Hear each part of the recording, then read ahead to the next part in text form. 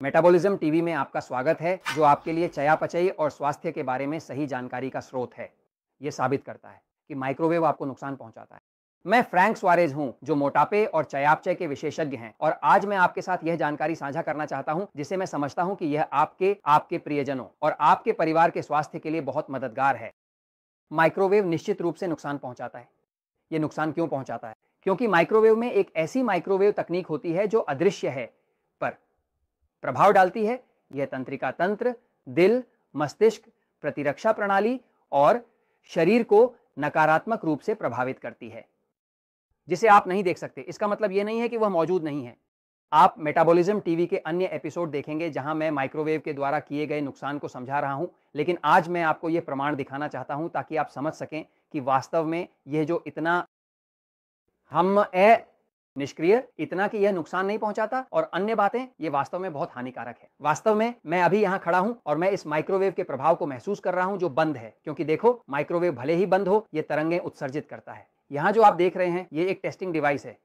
यह एक electromagnetic field testing device है। अगर मैं खुद को मारूं तो ठीक है, यहां यह पहले से ही थोड़ा महसूस कर रहा है। वह इलेक्ट्रोमैग्नेटिक फील्ड जो वहां से निकल रही है, वही है जो कैंसर का कारण बनती है, जो चिंता का कारण बनती है, जो नींद की कमी, नर्वसनेस, इस तरह की सभी चीजों, न्यूरोलॉजिकल परिवर्तनों और प्रतिरक्षा प्रणाली में बदलाव का प्रतिनिधित्व कर सकती है।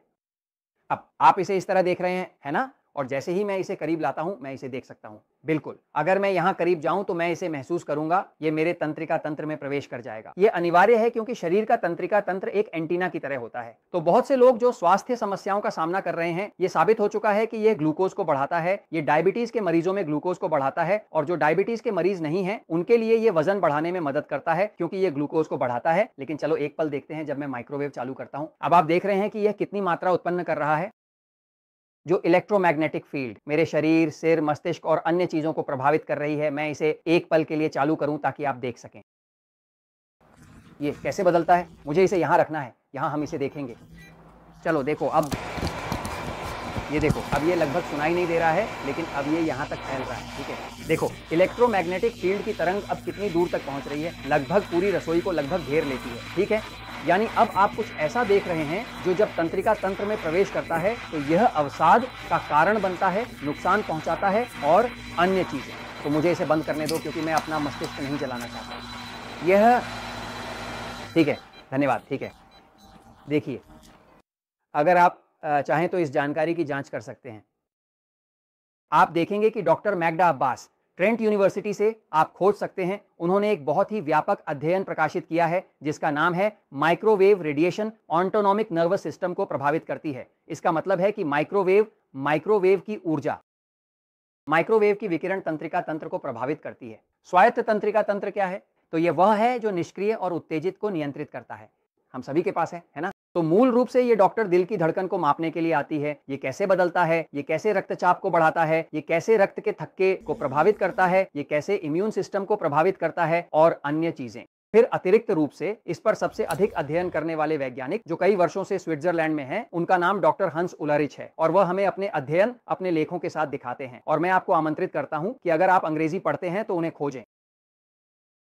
ये रक्त को कैसे प्रभावित करता है? हाँ, रक्त मूल रूप से लाल रक्त कोशिकाओं को तोड़ता है। क्या आप समझ रहे हैं? यह उन्हें नष्ट करता है और रक्त को एकत्रित करता है, जिसका मतलब है कि यह थक्के बनाता है ना? दिल प्रभावित होता है क्योंकि दिल की धड़कन का रिदम बदलता है और यह बदलता है। दिल की धड़कन की विविधता जो तंत्रिका तंत्र के तनाव के संकेतकों में से एक है।